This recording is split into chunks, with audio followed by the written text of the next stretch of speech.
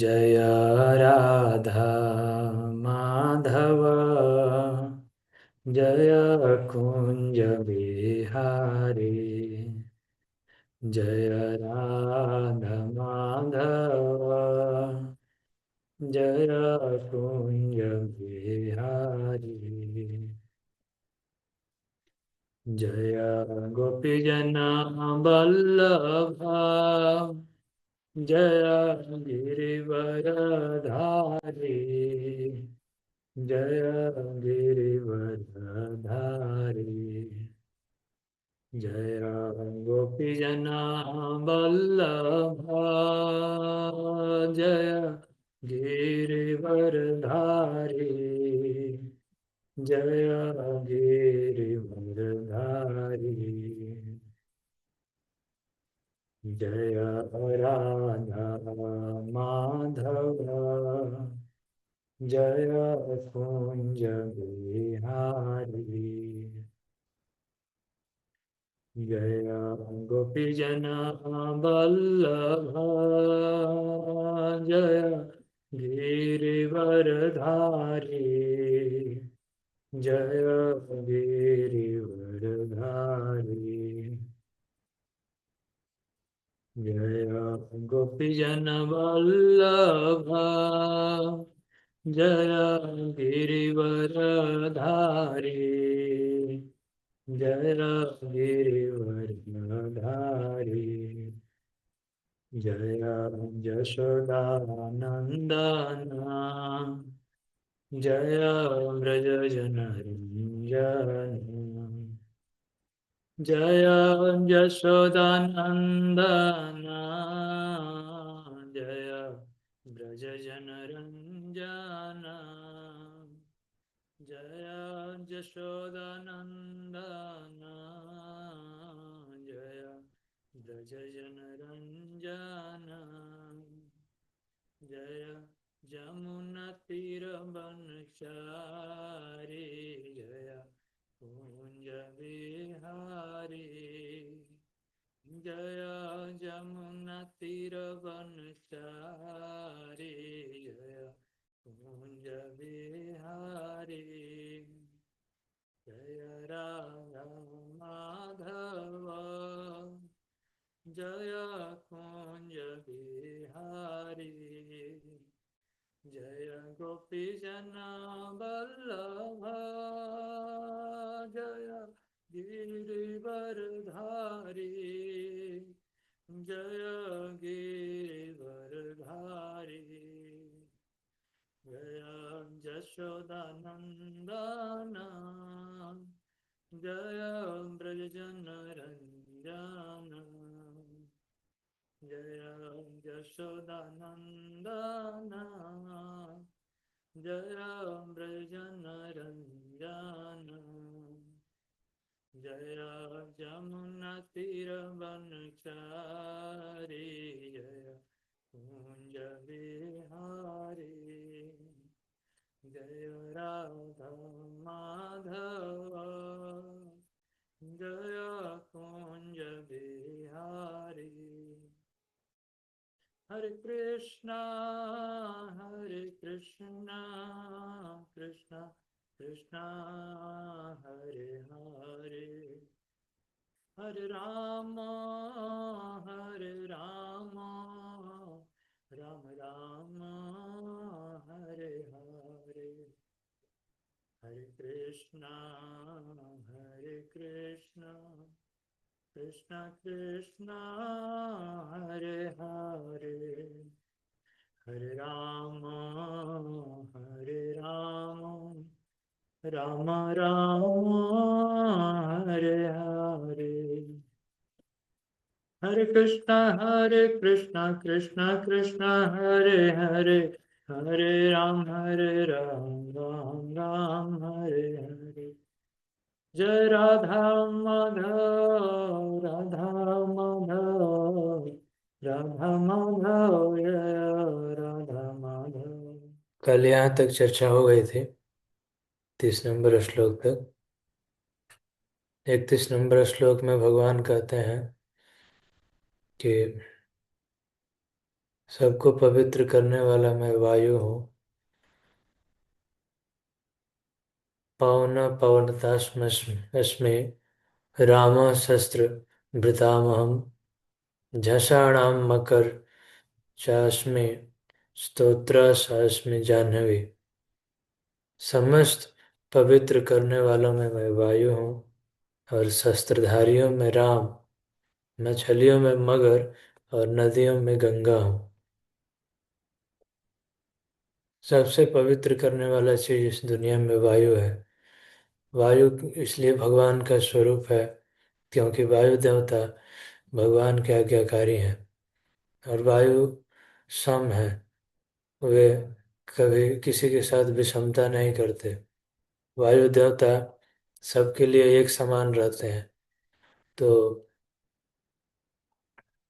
वो कभी ये नहीं सोचते कि ये गुलाब का फूल है तो इसके ऊपर मैं बह जाता हूँ क्योंकि ये सुगंधित है, और ये नहीं सोचते कि ये गंदगी है तो इसके ऊपर नहीं बहते हैं, ये दुर्गंध है। नहीं, वायु देवता सबके लिए एक समान है और सबको बराबर सुखाते हैं। पवन से ही सारी वस्तुएं सूखती हैं इस दुनिया में। वायु देवता का इतना प्रभाव है। तो भगवान के द्वारा वायु में यह शक्ति प्राप्त है। समस्त जीवों में प्राण वायु भी हवा है, और शरीर में हमारा बहुत मेटाबॉलिज्म सब चीज सब एयर से ही रेगुलेट होता है। शस्त्रधारियों में भगवान कहते हैं कि मैं राम हूँ। राम, भगवान रामचंद्र सभी शस्त्रधारियों में श्रेष्ठ हैं। तो श्रेष्ठ भगवान इसलिए हैं कि वे स्वयं भगवान के अवतार हैं। और मछलियों में मगर, तो मगरमच्छ की बहुत महिमा है क्योंकि सब मछलियों में श्रेष्ठ है, शक्तिशाली है सभी जलचरों में। झसाणाम मकर चाशनी, और नदियों में श्रेष्ठ है श्री गंगा जी। गंगा जी की उत्पत्ति हुई भगवान के चरण कमल से, और भगवान शिव उसको अपने मस्तक पर धारण करते हैं। तो गंगा जी की बहुत महिमा है शास्त्रों में। गंगा जी भगवान से उत्पन्न हुई हैं। और गंगा जी से भी अधिक महिमा है जमुना जी का। तो जमुना जी भगवान की प्रिया हैं, आध्यात्मिक जगत में रहती हैं। सर्गाणाम आदि अंतश्च मध्यम च वा अर्जुन आध्यात्म विद्या विद्यानाम वाद प्रवदतामहम।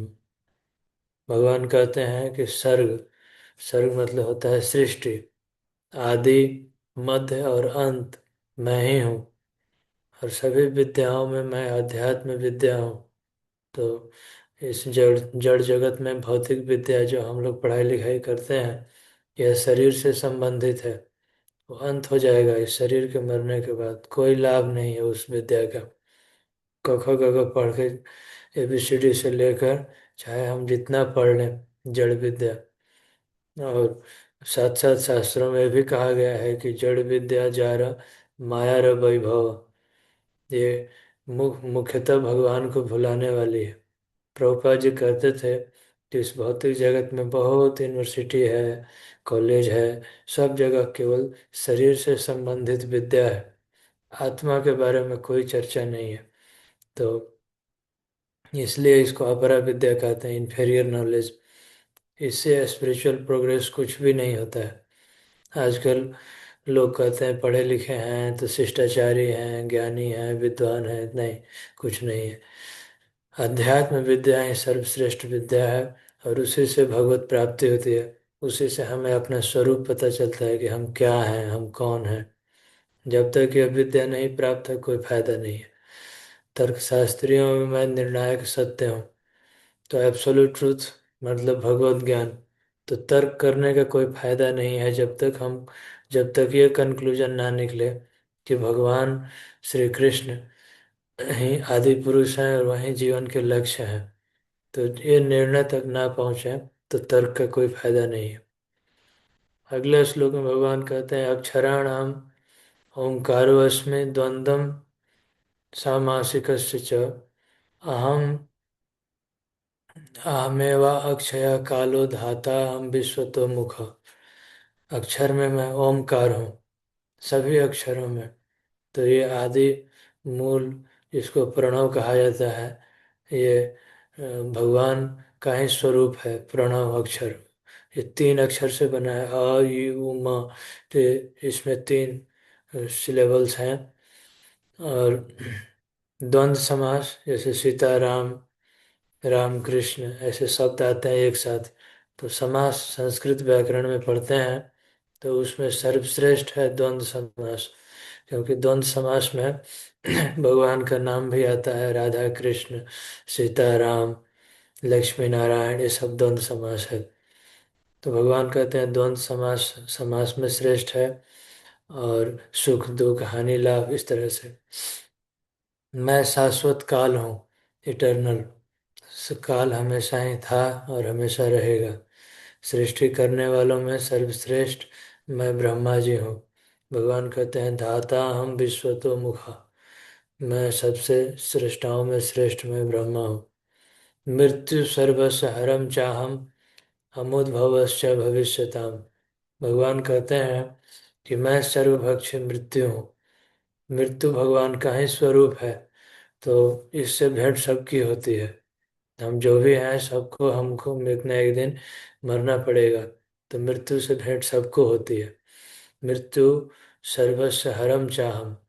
मृत्यु सब कुछ हर लेती है, कुछ नहीं बचता है। हमारा रुपया पैसा धन दौलत इज्जत प्रतिष्ठा, रुपया, यहाँ तक कि है शरीर भी। शरीर और शरीर से संबंधित सब कुछ हर लेती है। तो प्रभुपाद जी कहते थे कि चोर चोरी करता है तो कुछ हर लेता है, कुछ छोड़ देता है। परंतु मृत्यु वो कुछ नहीं छोड़ती है। सर्वस्व हरम चाहम, वो भी भगवान का ही रूप है। तो इस भौतिक जगत में हम बहुत सारा चीज में आसक्त रहते हैं। घर परिवार, बेटा बेटी, घर बार, अपना खाना पीना, इंद्रिय तृप्ति, इधर उधर। तो ये सब छीना जाएगा एक दिन। तो छीना जाएगा तो आसक्ति नहीं छोड़ेंगे तो बहुत कष्ट होगा। तो लेकिन क्या कर सकते हैं, भाई हम लोग मूर्ख हैं सभी, बद्धजीव हैं। तो हम नहीं मानते, ये सुन के भी ज्ञान होता नहीं है। तो इसलिए भगवान बता रहे हैं कि मैं सबको उत्पन्न करने वाला हूँ। और स्त्रियों में भी कीर्ति, श्री, वाक, स्मृति, मेधा, धृति और क्षमा मैं ही हूँ। तो ये सभी ब्रह्मा जी जब सृष्टि किए थे तो ये सर्वश्रेष्ठ स्त्रियां हैं, भगवान के भक्त हैं, आज्ञाकारी और ये अधिपति हैं। प्री डोमिनेटिंग डीटी कहते हैं इसको। और एक एक गुण के एक एक अधिष्ठात्री देवी हैं। कीर्ति, श्री, वाक, स्मृति, मेधा, धृति, क्षमा। तो भगवान कहते हैं इनको मैंने उत्पन्न किया है, इसलिए वो मेरा ही स्वरूप है। बृहत् साम, बृहत् साम तथा साम नाम गायत्री छंद साम हम मासा नाम मार्गशीर्ष अहम मृत्युनाम कुसुमाकरा। मैं साम वेद के गीतों में बृहत् साम हूँ। तो साम वेद का गीत, साम वेद का गीत है। साम वेद में बहुत सारे गीत हैं, भगवान का भजन है, भगवान का गुणगान है। तो संस्कृत में भगवान का गुण गाया गया है सामवेद में। तो उसमें सर्वश्रेष्ठ है बृहत् साम, जो भगवान का के भगवान के बारे में डिटेल में वर्णन करता है। और छंदों में मैं गायत्री हूँ। गायत्री का भी बहुत महिमा है। ऋग्वेद में दिया गया है गायत्री मंत्र। तो इसमें इसका ये छंद है गायत्री मंत्र।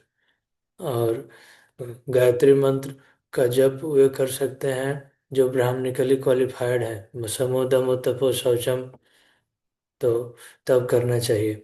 नहीं तो कलयुग में सब लोग पतित हैं। इसलिए शास्त्र में युग धर्म बताया गया है, हरे कृष्ण महामंत्र।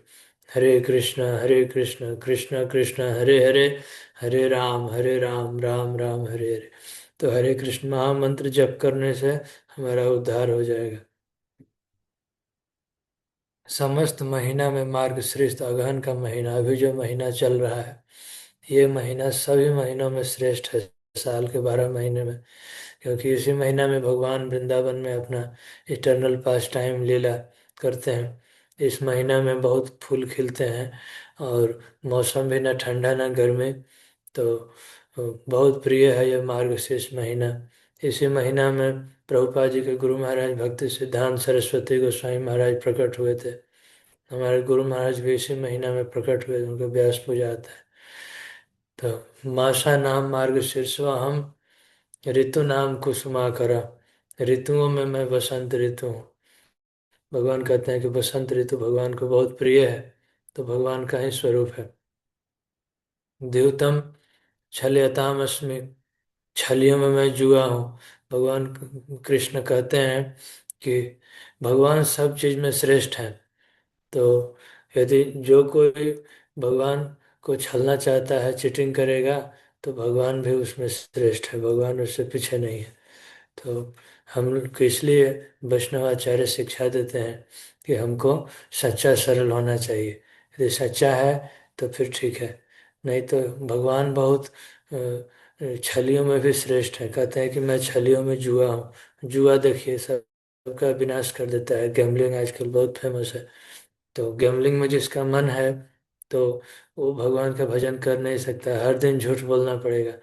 और दिन भर झूठ बोलना अच्छा, और मन को सच्चा नहीं रखना, पवित्र नहीं रखना, तो आप भगवान के साथ एसोसिएशन नहीं कर सकते, संगति मुश्किल है, ना ही सेवा कर सकते हैं ठीक से। तेजस्वियों में मैं तेज हूँ। भगवान कहते हैं कि सभी जितने लोग तेजस्वी हैं उनमें मैं तेज हूँ। अर्थात हम हमारे पास जो भी बल आता है, जो तेजस्वी सो कॉल्ड तेजस्वी लोग हैं, उनमें तेज भी भगवान से ही आता है। देवताओं का बल भगवान से आता है, असुरों में बल भगवान से आता है, मनुष्यों में बल भगवान से आता है, पेड़ पौधों में औषधि की क्षमता भगवान से आता है, पानी में टेस्ट भगवान से आता है, और इन्फ्लेमेबल मटेरियल जो मिनरल्स है, और ये है पेट्रोलियम, उसमें भी पोटेंसी पावर भगवान की शक्ति से है। तो सब चीज़ का सोर्स भगवान है। इसलिए भगवान कहते हैं कि तेजस्वी में मैं तेज हूँ। और भगवान ही हमें ये सब दिलाते हैं, विजय, साहस, बलवानों का बल, सत्वम सत्वताम महम, जयो अस्मि व्यवसायो अस्मि। भगवान कहते हैं कि साहस मैं हूँ, विजय भी मैं हूँ। तो भगवान दिलाते हैं वास्तव में। भगवान चाहे तो दे दें, चाहे तो क्षण भर में छीन ले, भगवान की क्षमता है। दूसरा शिक्षा इसमें यह भी है कि ये गैमलिंग जितना विनाश कराता है, इतना विनाश कोई नहीं कराता है। महाभारत में इसका उदाहरण है। तो महाराज युधिष्ठिर जो स्वयं धर्मराज थे, वो भी इस उदाहरण को प्रस्तुत किए, और उनमें उससे उनका सब कुछ छिन गया, सब कुछ चला गया। तो यह शिक्षा है इस कथा से हम लोगों के लिए कि ये गैमलिंग में नहीं पड़ना चाहिए। तो बिना मेहनत किए ठीक से धन कमाना है। आजकल प्रभुपाद जी कहते थे कि भजन लोग नहीं करते हैं, लेकिन पैसा के पीछे टू मच अटैच, इधर स्पेकुलेट करो, उधर करो, यहाँ पैसा में दिमाग, रातों दिन पैसा का चिंता करेंगे तो भगवान का भजन हो नहीं पाएगा। जितना भगवान ने दिया उतना में संतुष्ट रह के भगवान का भजन कीजिए। अगर आपके पास धन है तो उसको भगवान की सेवा में लगाइए, तब ठीक है। इसके बाद अगले श्लोक में भगवान कहते हैं, वृष्णि नाम वासुदेव अस्मि, पांडवा नाम धनंजय, मुनि नाम अपयहम व्यास, कवि नाम उसना कवि। तो वृष्णिवंशियों में सबसे श्रेष्ठ में वासुदेव। वासुदेव भगवान श्री कृष्ण के पिताजी हैं, जो परम सत्यवादी थे, और वृष्णिवंश में प्रकट हुए थे, भगवान के महान भक्त थे।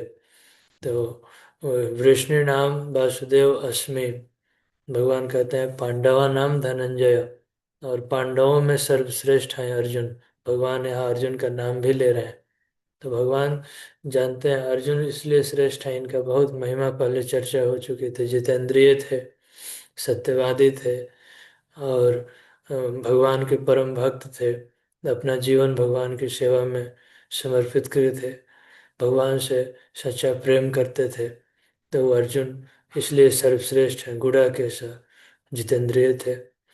पांडवा नाम धनंजय, वासुदेव भगवान श्री कृष्ण के पिताजी थे, परम सत्यवादी थे।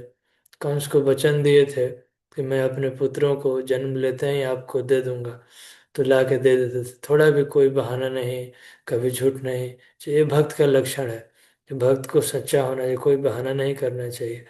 मुनि नाम अपि हम व्यास, समस्त मुनियों में व्यास देव हूँ।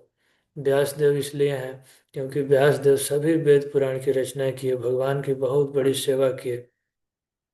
तो ये बहुत बड़ी सेवा है। भगवान के बारे में अगर व्यास देव नहीं लिखे होते तो हम लोग कैसे जानते? कुछ हम लोगों को पता नहीं चलता भगवान क्या है, क्या चाहते हैं, कैसे उनकी सेवा की जाए। तो वेद व्यास देव की बड़ी कृपा है कि उन्होंने हमारे लिए बहुत सारे ग्रंथ लिखे, बहुत बड़ा डिवोशनल सर्विस उन्होंने किया। तो व्यासदेव के प्रतिनिधि जो आचार्य होते हैं, उनको भी व्यासदेव का प्रतिनिधि, जैसे श्रील प्रभुपाद जी हुए, तो अंग्रेजी भाषा में समस्त पुस्तकों का अनुवाद करके और हम लोगों को दिए, जिससे आज हम पढ़ पा रहे हैं, समझ पा रहे हैं भगवत गीता के, श्रीमद् भागवतम के मैसेज को। तो मुनियों में सर्वश्रेष्ठ हैं वेद व्यास देव। तो भगवान के शुद्ध भक्त व्यासदेव के प्रतिनिधि होते हैं, तो उनका भी आदर ऐसे ही करना चाहिए जैसे हम व्यासदेव को करते हैं।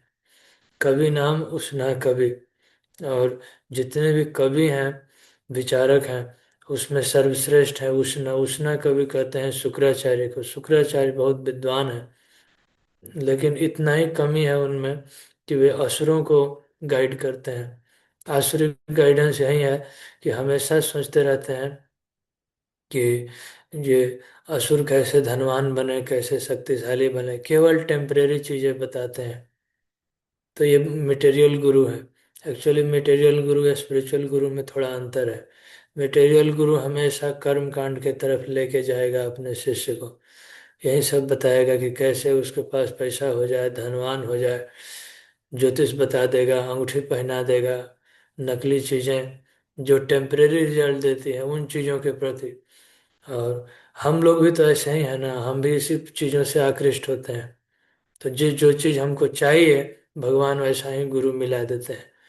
और यदि भगवान चाहिए तो आपको भगवान का भक्त मिल जाएगा जो ये सब चीज के पीछे नहीं है। तो इसमें महान विचारक में सर्वश्रेष्ठ है शुक्राचार्य, बहुत बड़े विद्वान हैं।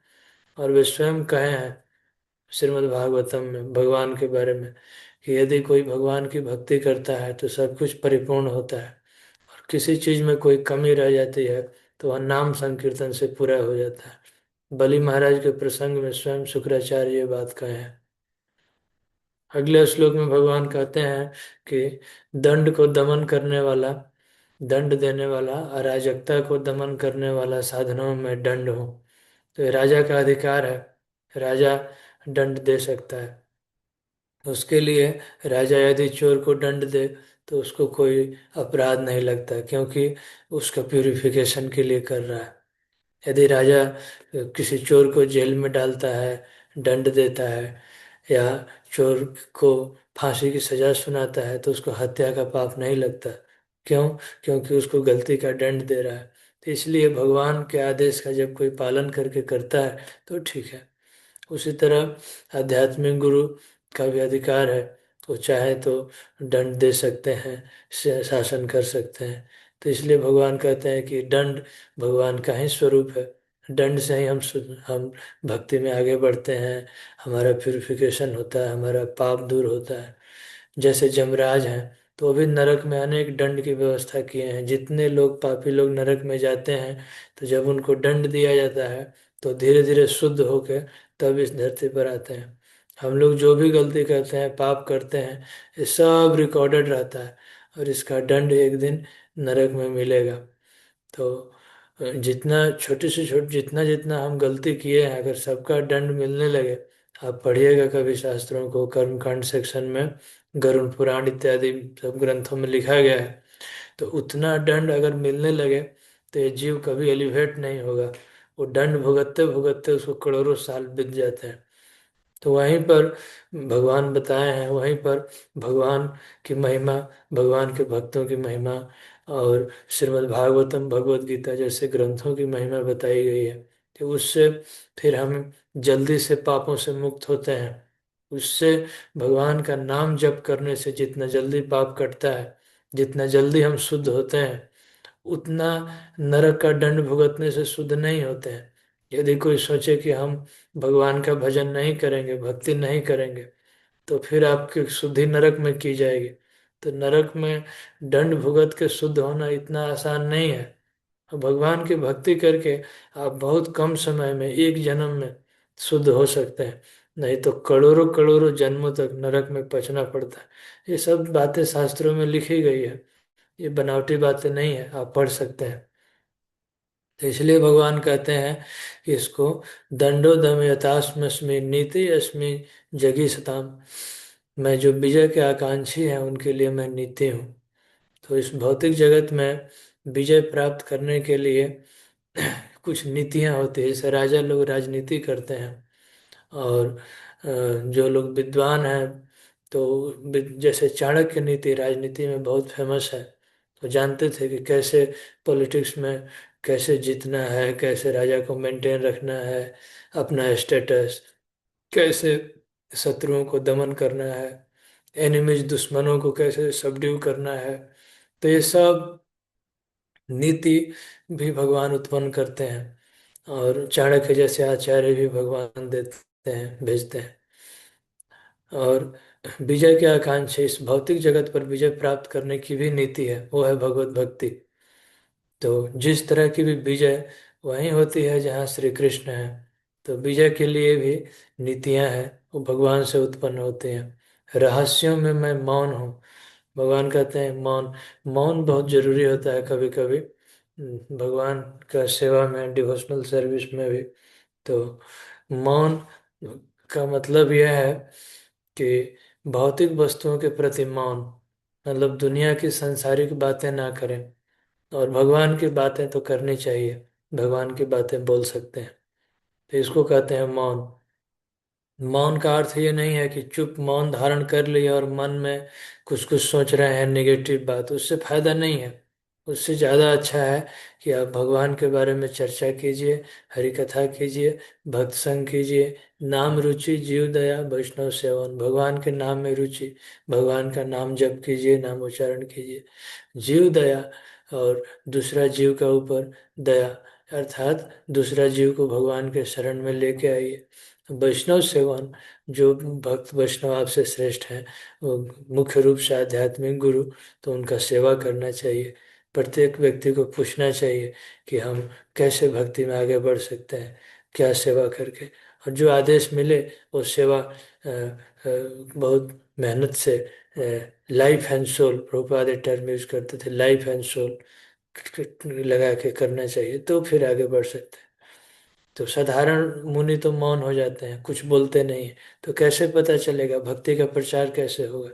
तो ये मौन का अर्थ नहीं है। मौन का अर्थ है कि सांसारिक बातें ना बोलें, दिन भर बेकार की बातें ना बात करें। और बुद्धिमानों में ज्ञान हो, ज्ञान का अर्थ है भगवत ज्ञान। भगवान कहते हैं यही नहीं, यह चापि सर्वभूतानां बीजम तदहम अर्जुन।